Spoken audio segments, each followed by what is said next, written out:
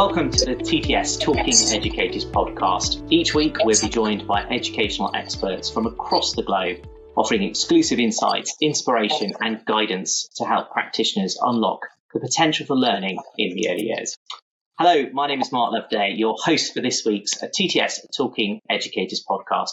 I'm the headmaster of Frewham College, an independent co-educational day and boarding school for students aged 7 to 19, specialising in dyslexia and co-occurring specific learning difficulties.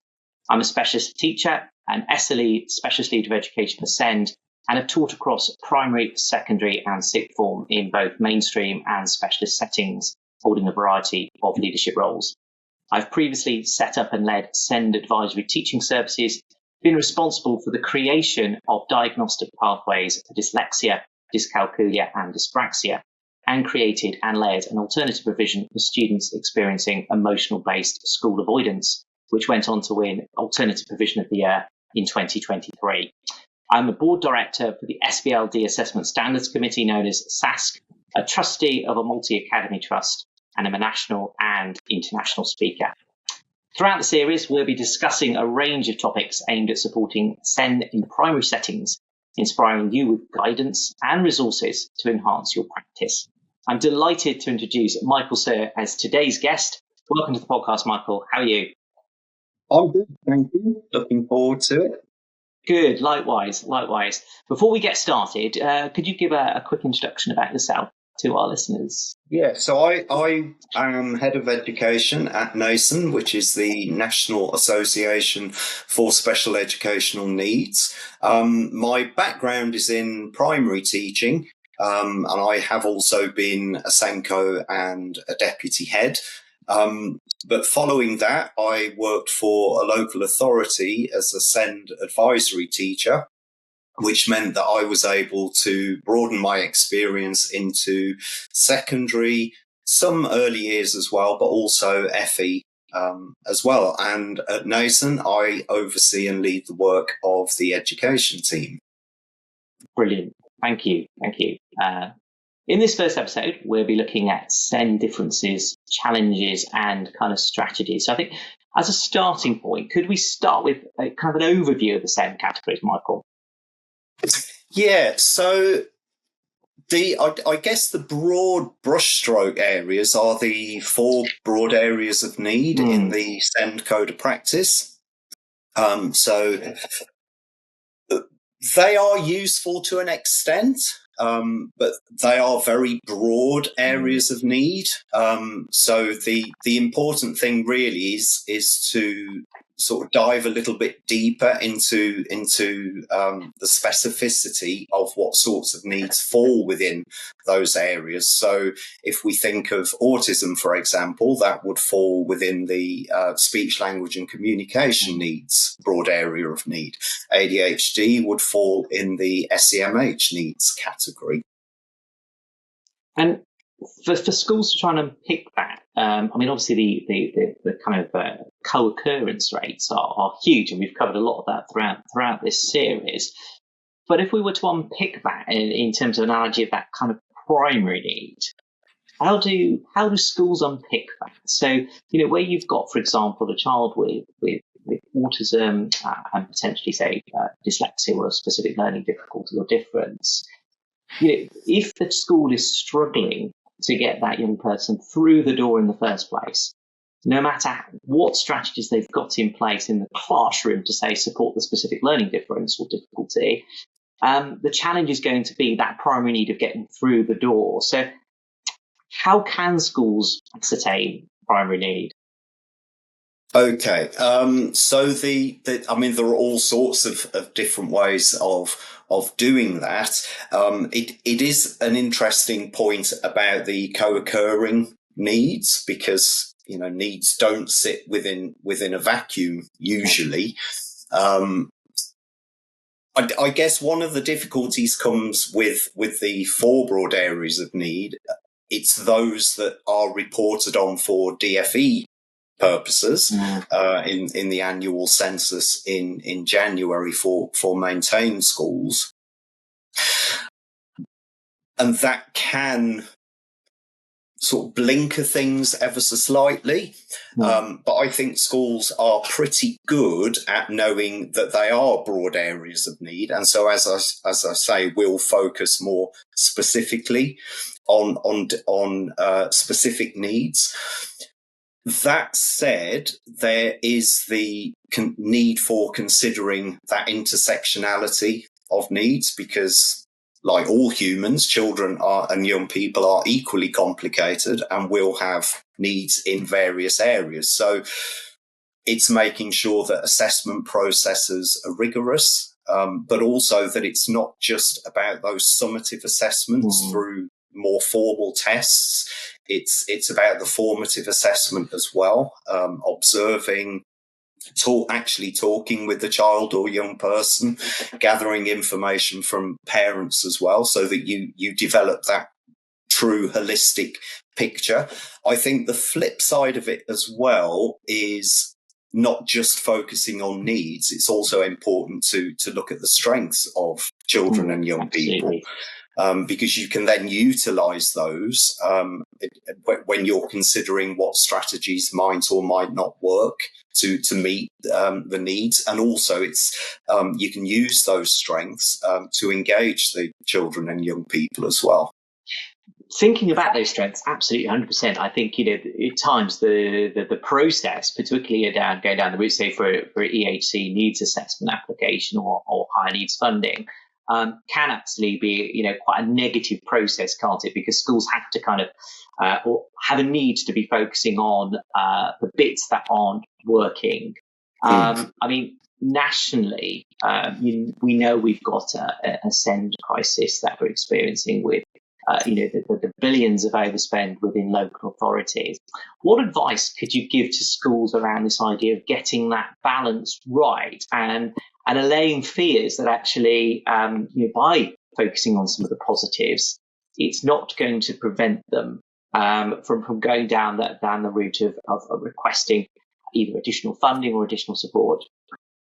Yeah, I just want to, before coming to that, in terms of the SEND crisis, there are absolutely challenges, but I think what is also important is to recognise that schools are working incredibly hard, and they're also doing a good job given the circumstances that they find them in. So yes, there are elements that are in crisis, but there is also much that schools are doing that does work.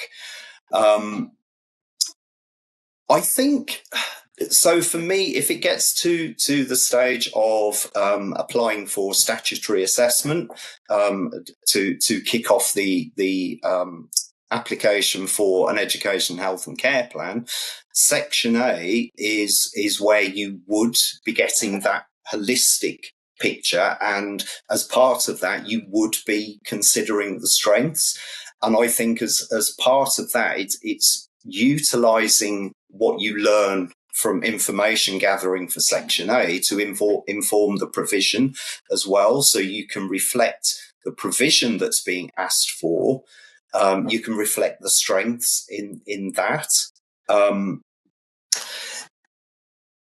I can understand the concern about maybe not wanting to go too much down the strengths route, because you're getting to that stage because the child has definite needs, so you don't want to overshadow those.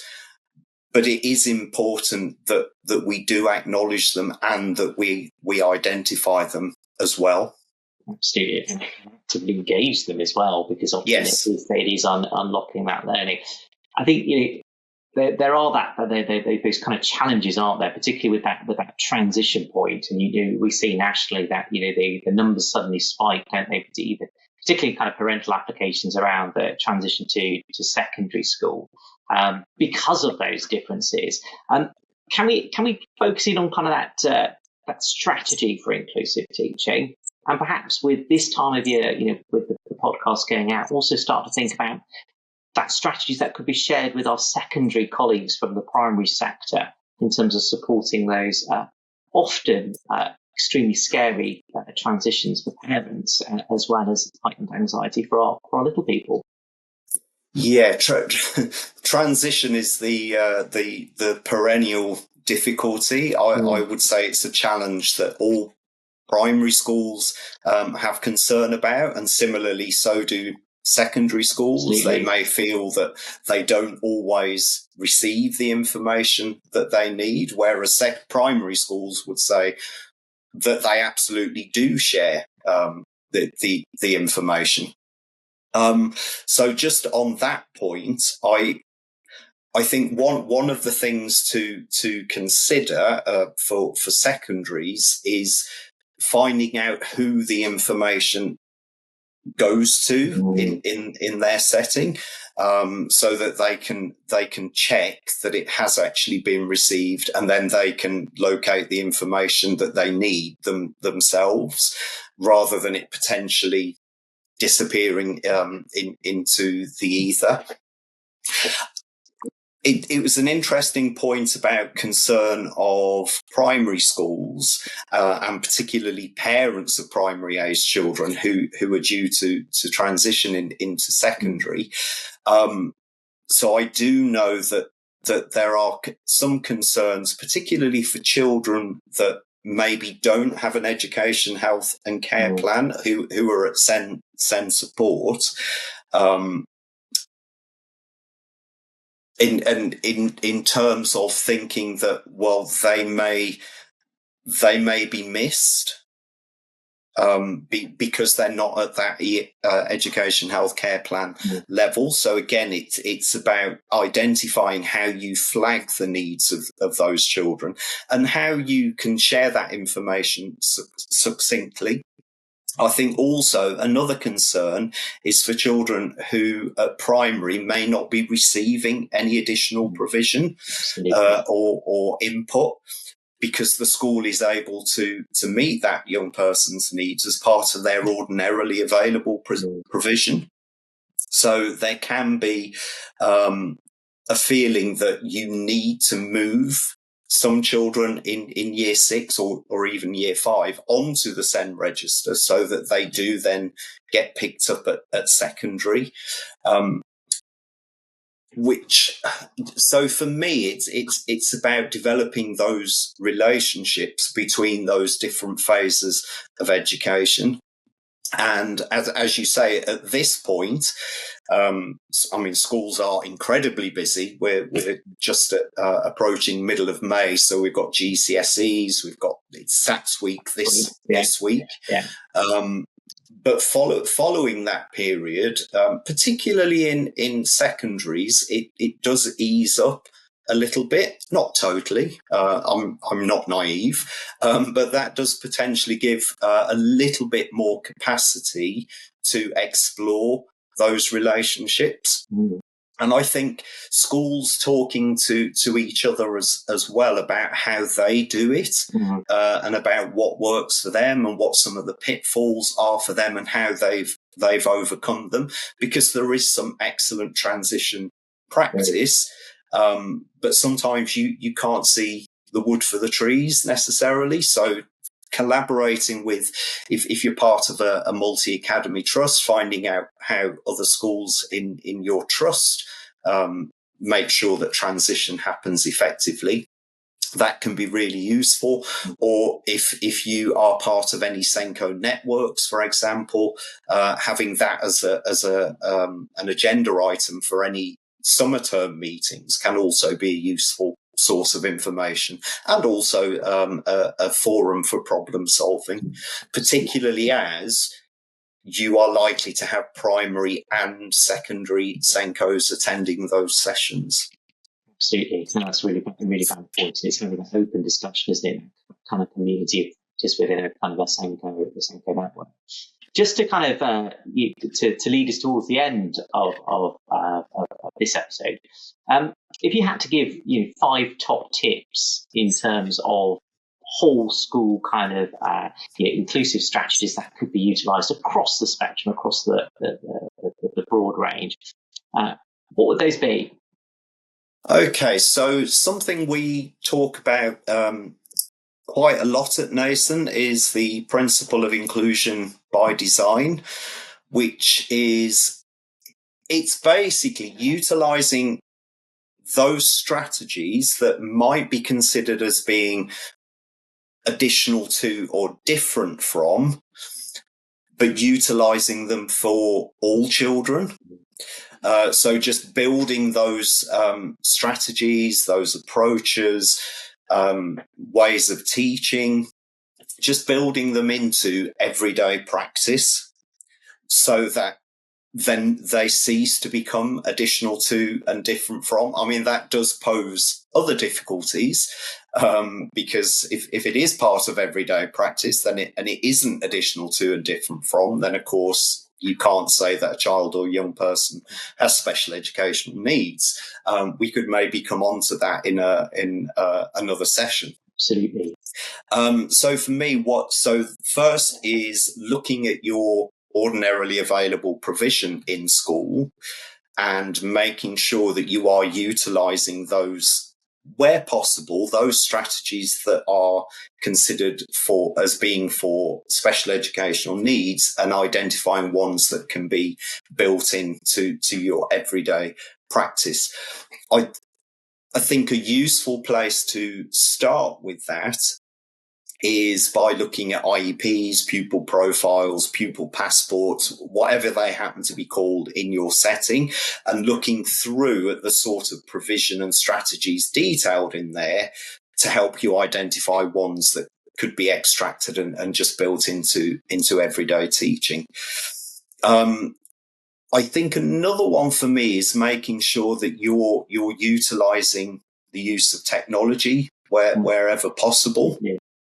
And that children are taught how to use those tools. So things like text to speech, speech to text, using closed captions. All of those features are available on standard software now. They're all built in as default functions. So making sure those are utilised as well. And I think that was only 3. Yeah, a couple of quick ones to finish with. Ooh, so don't feel on the spot. We can always cover them in another episode.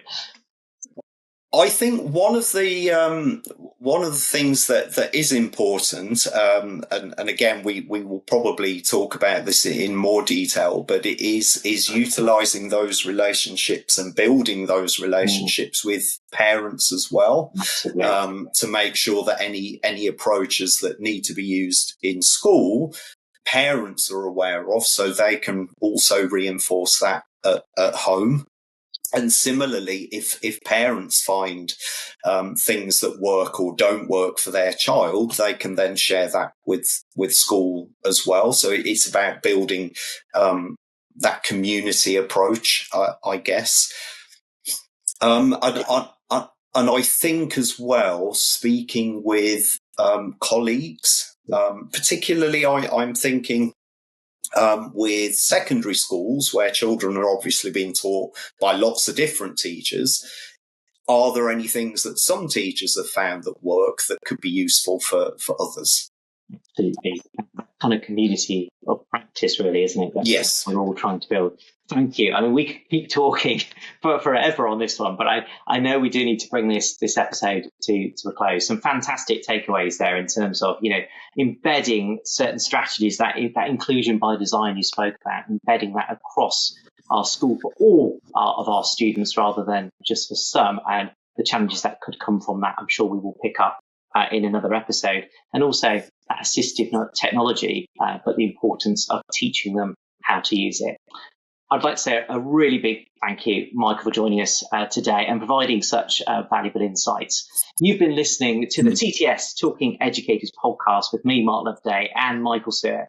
If you've been inspired by our conversation today, don't forget you can sign up via the link in our episode notes to be the first to hear about future episodes and access exclusive follow-up content, giving ideas for your settings and also those links to relevant resources.